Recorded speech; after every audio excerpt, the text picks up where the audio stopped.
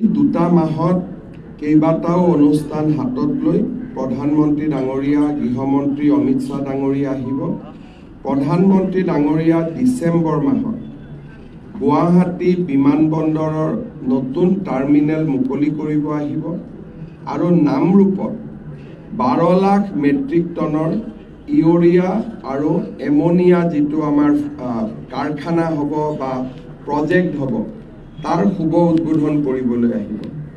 জানুৱাৰী মাহত প্ৰধানমন্ত্ৰী ডাঙৰীয়া পুনৰ আহিব।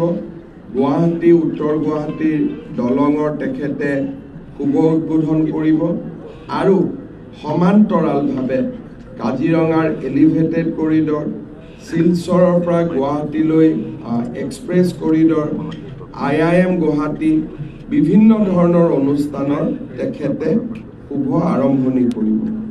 গৃহমন্ত্ৰী ডাঙৰীয়া ডিচেম্বৰৰ সেই ভাগত নহ'লে জানুৱাৰীৰ প্ৰথম ভাগত আহিব। গুৱাহাটীত আমি নিৰ্মাণ কৰা 5000 আসনযুক্ত জ্যোতি বিষ্ণু সাংস্কৃতিক প্ৰকল্পৰ শুভ উদ্বোধন কৰিব আৰু বৰদোৱালৈ গৈ মহাপুৰুষ শ্ৰীমন্ত শংকৰদেৱৰ জন্মভূমিত আমি নিৰ্মাণ কৰা প্ৰকল্পৰ শুভ উদ্বোধন কৰিব। গৃহমন্ত্ৰী ডাঙৰীয়াই ভাৰতীয় জনতা পাৰ্টিৰ বুথ সমিতিসমূহৰ সভাপতিসকলৰো এখন সভা গুৱাহাটীত সম্বোধন কৰিব। নিৰ্মলা সীতাৰমণ ডাঙৰীয়ানী অহাকালি গুৱাহাটীত আহিব।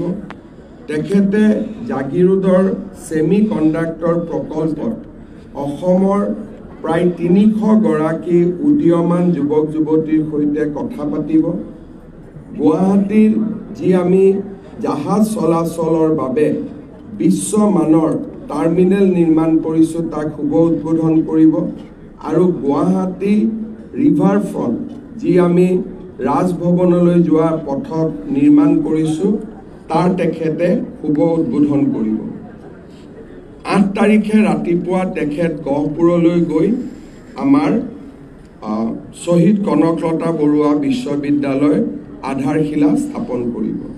9 নৱেম্বৰ তাৰিখে কেন্দ্ৰীয় প্ৰতিৰক্ষা মন্ত্ৰী ৰাজনাথ সিং আহিব আৰু গুৱাহাটীত এয়াৰফ'ৰ্ছে পৰিৱেশন কৰিবলৈ লোৱা যি খুব উচ্চ মানৰ এৰ'শ্ব য'ত নেকি ৰাফেলৰ পৰা আৰম্ভ কৰি সুখোইৰ পৰা আৰম্ভ কৰি গোটেই বিমানসমূহক দেখুওৱা হ'ব, সেই ধৰণৰ এটা এয়াৰ শ্ব'ত তেখেতে অংশগ্ৰহণ কৰিব।